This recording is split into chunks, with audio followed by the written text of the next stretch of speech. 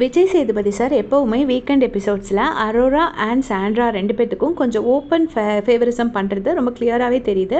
அரோரா வந்து அவங்களோட மெச்சூர்ட் ஸ்பீச்சுக்காக கொஞ்சம் ஜாஸ்தியாகவே அவர் வந்து லைக் பண்ணுறாரு. ஏன்னா எப்போவுமே அவருக்கு சுற்றி வளைச்சி பேசினா பிடிக்காது. அரோராவுக்கு நல்ல ஆர்டிகுலேஷன் ஸ்கில்ஸ், அதனால அவங்க பேசுகிறது வந்து அவர் ரொம்பவே ரசிக்கிறாரு. எப்போவுமே அரோராவை நல்லா ப்ரைஸ் பண்ணி பேசுவார். சாண்ட்ரா வந்து ஆப்வியஸ்லி அவரோட ஃப்ரெண்டோட ஒய்ஃப், அதனால் சாண்ட்ராவுக்கு வந்து சேனல், விஜய் டிவி, அந்த விஜேஎஸ் எல்லாருமே வந்து ஃபேவரிசம் பண்ணுறாங்கங்கிறது அது நான் சொல்ல தெரிய வேண்டியதில்லை, எல்லாமே தெரிஞ்சிருச்சு.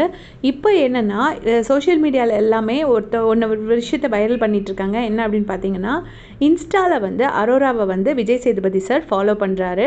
அதை வந்து ஃபாலோட் பை விஜய் சேதுபதி அதை கரெக்டாக போட்டு ஸ்க்ரீன்ஷாட் எடுத்து போட்டு வைரல் பண்ணிட்டாங்க. அது வந்துச்சு. அதை பற்றி வீடியோ போட கேட்டிருந்தாங்க. அண்ட் ஆல்சோ இன்னொருத்தவங்க என்ன கேட்டிருந்தாங்கன்னா, அரோராவை வந்து ரன்னர் ஆக்க வைக்க பிளான்ஸ் இருக்கா அப்படிங்கிற மாதிரி சொல்கிறாங்க. கண்டிப்பாக இருக்கிறதுக்கு வாய்ப்பு இருக்குது. ஏன்னா வினோத் அண்ணா வந்து அவர் ஃபஸ்ட் பிளேஸில் இருக்கிற, அவரை ஈஸியாக அசைச்சிக்கவே முடியாது. ப்ளஸ் ஆல்ரெடி அவருக்கு நிறைய ஓட்ஸ் இருந்தது. இப்போ கமருதீன் ஓட்ஸும் கம்பைண்டாக நிறைய கிடைக்க ஆரம்பிச்சிருச்சு. அண்ட் திவ்யாவுக்கு வந்து வேறு எந்த கண்டஸ்டன்ட் ஓட்ஸும் கிடையாது. அண்ட் அவங்களோட ஓன் ஓட்ஸ் மட்டும்தான். ஏன்னா அவங்களுக்கு யாரோட சப்போர்ட்டும் கிடையாது, எல்லாருக்கூடையுமே சண்டை தான்.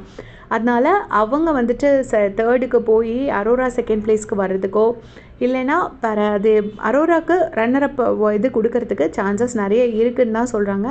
அது உண்மை தான் போல் இருக்குது. அதை பற்றி உங்களுடைய கமெண்ட்ஸை சொல்லுங்கள். தேங்க்ஸ் ஃபார் வாட்சிங்.